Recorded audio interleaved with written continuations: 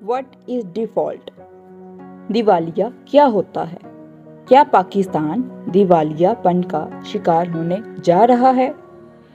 आज की इस वीडियो में जानेंगे दिवालियापन क्या होता है और किसी भी मुल्क में दिवालिया क्यों होता है। किसी मुल्क को दिवालिया इस वक्त करार दिया जाता है जब हुकूमत कर्जों की अदायगी से कासिर हो जाती है, जिससे मुल्क की साख मुतासिर होती है।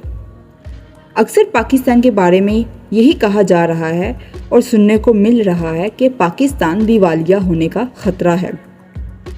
बहुत से लोग ये नहीं जानते कि दिवालिया क्या होता है और क्यों होता है।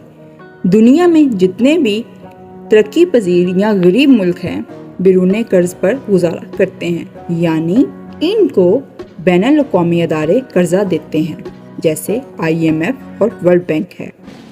और ये अदारे इस मुल्क को कर्जा देते हैं और ये मुल्क इन कर्ज़ों से चलता है।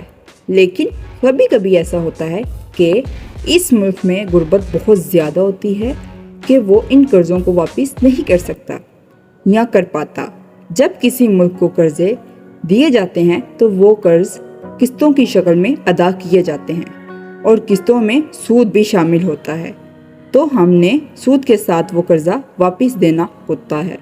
अगर कोई मुल्क सूद के साथ कर्ज़ा वापस नहीं कर पाता, यानी कोई किस्त अदा नहीं कर पा रहा, फिर ये खतरा भी हो जाता है कि मुस्तकबिल में भी कोई ऐसा ज़रिया नहीं है कि इन कर्ज़ों को वापस किया जा सके, तो फिर वो मुल्क दिवालिया हो जाता है।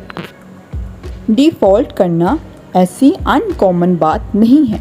दुनिया के बड़े बड़े ममालिक कर चुके हैं। किस ने कब डिफ़ॉल्ट किया?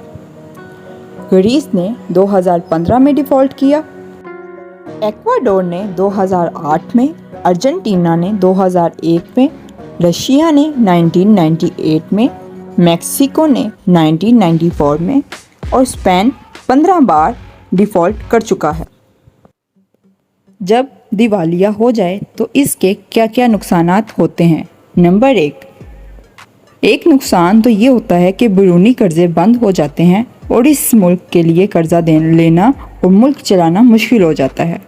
दूसरा ये है कि कोई भी कर्जदार है वो इस मुल्क की किसी भी सरमाए को जब्त कर सकता है। मिसाल के तौर पर अगर किसी दिवालिया मुल्क से बाहर तजारती चीज़ भेजी जा रही है तो इस पर कब्जा किया जा सकता है।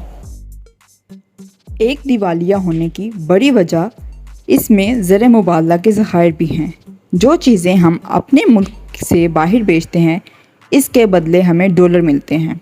जितनी चीज़ें हम बाहर बेच सकें इतना ही अच्छा होता है। लेकिन अगर हम बाहर कुछ भी ना बेच सकें और दरामदात बहुत ज़्यादा हो, यानी बाहर से बहुत ज़्यादा चीज़ें मंगवाएं, तो इसका नुकसान ये होता है जिसकी वजह से हमें डॉलर मिलना बंद हो जाते हैं, यानी इंटरनेशनल करेंसी हमें नहीं मिलती। इसीलिए हमें एक्सपोर्ट ज़्यादा से ज़्यादा करने की ज़रूरत है और इंपोर्ट्स पर बायकॉट करना चाहिए, यानी से नो टू इंपोर्ट्स। अगर चाहिए कि पाकिस्तान डिफ़ॉल्ट ना करे तो हमें इस पर इम्प्लीमेंट करना होगा।